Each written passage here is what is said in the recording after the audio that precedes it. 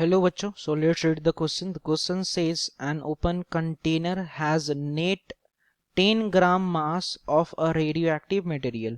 एक open container में आपका 10 ग्राम मास रखा गया एक रेडियो एक्टिव मटेरियल का. फिर बोला जरा the net mass in the container after 2 mean lifes is approximately. Net mass अब कंटेनर में कितना बचेगा 2 मीन लाइफ गुजर जाने के बाद, जिसमें आपका ऑप्शन फर्स्ट दे रखा बच्चों आपका 1.35 ग्राम, सेकेंड है 2.5 ग्राम, थर्ड है 10 ग्राम एंड फोर्थ है बच्चों 5th gram.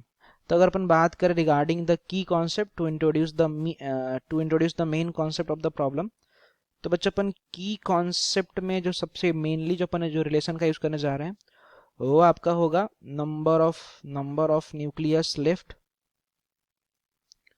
Number of nucleus left after time T. किसी टाइम टी के बाद जो नंबर ऑफ न्यूक्लियस लेफ्ट होता है उसके बारे में अपन पहले जानेंगे. फिर एंड अपन थोड़ा सा बच्चों जानेंगे कि मीन लाइफ का क्या फॉर्मूला होता है. तो अपन मीन लाइफ के बारे में भी थोड़ा सा इसके कॉन्सेप्ट को बच्चों अपन समझ रहे होंगे ना. तो सबसे पहले अगर अपन बात कर ले मीन लाइफ, तो मीन लाइफ जो हमारा होता है, मीन लाइफ का जो हमने रिलेशन पढ़ रखा है, जिसको अपन लेटेस्ट से अगर मैं बोल दूं यहाँ पे डिनोट कर रहा हूँ सिंपली टी से. तो बच्चों जो मीन लाइफ का जो हमने रिलेशन पढ़ रखा है आपका होता है रेसिप्रोकल होता है आपका डीके कांस्टेंट का, जहाँ पे लेमडा जो आपका है बच्चों, लेमडा इज रिप्रेजेंटिंग व्हाट, तो lambda is representing here the decay constant. Lambda is here decay constant, DECAY ना, डीके कांस्टेंट. और अगर अपन बात करें जो नंबर ऑफ न्यूक्लियस लेफ्ट का जो हमने रिलेशन पढ़ रखा है, तो आपका होता है n इज इक्वल टू, तो बच्चों आपका n नॉट e का power minus lambda into T. Lambda is again here decay constant. n not जो हमारा होता है वो आपका होता है initial number of nucleus, initial number of nucleus. और n जो है हमारा nucleus left at time t. अब एक डाउट और आपको ऐसा आ सकता है कि यहाँ पे बात किया जा रहा है नंबर के बारे में, बट क्वेश्चन में तुम्हें मास दे रखा है. तो बच्चों हम लोगों ने मोल कॉन्सेप्ट में क्या पढ़ रखा है, मोल कॉन्सेप्ट में पढ़ रखा है ना कि जो नंबर ऑफ एटम होता है, नंबर ऑफ एटम जो होता है it is equal to mole into का होता है एवोगैड्रो नंबर.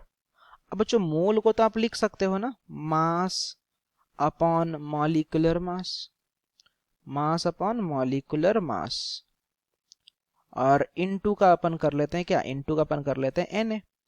तो वी कैन से ना कि number of atom is directly proportional to the mass. तो यहाँ पे नंबर ऑफ एटम जो है आपका किसी टाइम टी और इनिशियल आपका वी कैन से कि it is directly proportional to the mass.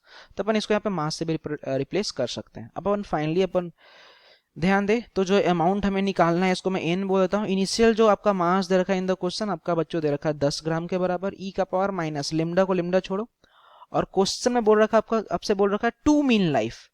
तो मीन लाइफ का फॉर्मूला ये होता है, अगर मैं 2 मीन लाइफ बोलूंगा तो मैं बोल दूंगा 2 बाई लेमडा.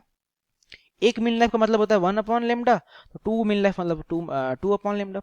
तो ये लेमडा से लेमडा कैंसिल हो जाएगा. तो जो यहाँ से n जो आपका जो रिमेनिंग आ जाएगा बच्चों आ जाएगा 10 e का पावर माइनस 2, और we can also write it as 10 upon E square. अब e का वैल्यू हमें पता होता है क्या आता है 2.72 होता है, इसका अपन कर लेंगे स्क्वायर.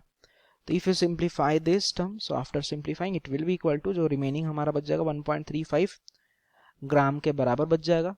तो from option we can say कि option number first is correct. So this is the final answer. Hope you understood it well. Best of luck.